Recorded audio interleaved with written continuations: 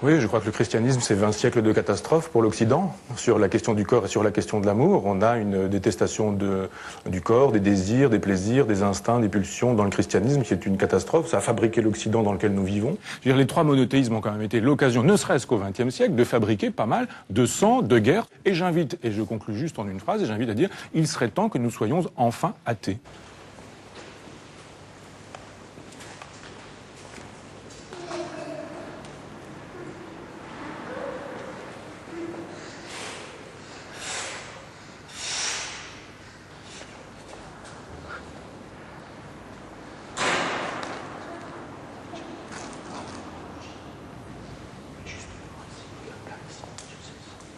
La dernière fois, j'étais ici pour l'enterrement de mon père. La première fois, c'était là-bas, les fonds baptismaux pour le baptême. Entre deux, il y a eu la communion privée, la communion solennelle. Et puis quand j'étais petit garçon, je venais sonner les cloches ici, avec une dame que j'appelais Ding Dong. Je prenais la corde et la corde m'emmenait en même temps que les cloches, et puis j'étais, je sais pas, peut-être 1,50 m, 2 mètres du sol, et ça redescendait. Je touchais par terre et je repartais, et puis voilà, quoi. Et en même temps, il y avait la sonnerie de la cloche qui était absolument manuelle.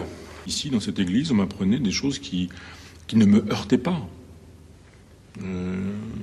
Aimer son prochain, pardonner les péchés. J'étais pas contre ça, moi. J'étais pas contre le fait qu'un enfant soit né entre un bœuf et un âne et que son père se soit appelé Joseph et qu'il était charpentier.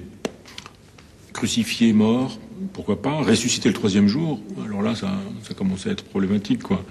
Et qu'après, il était là sans être là tout en étant là et qu'il voyait qu'il... Alors ça, j'y adhérais de très loin, quoi. J'y adhérais comme j'adhérais au Père Noël. Comme un Normand, quoi, en disant...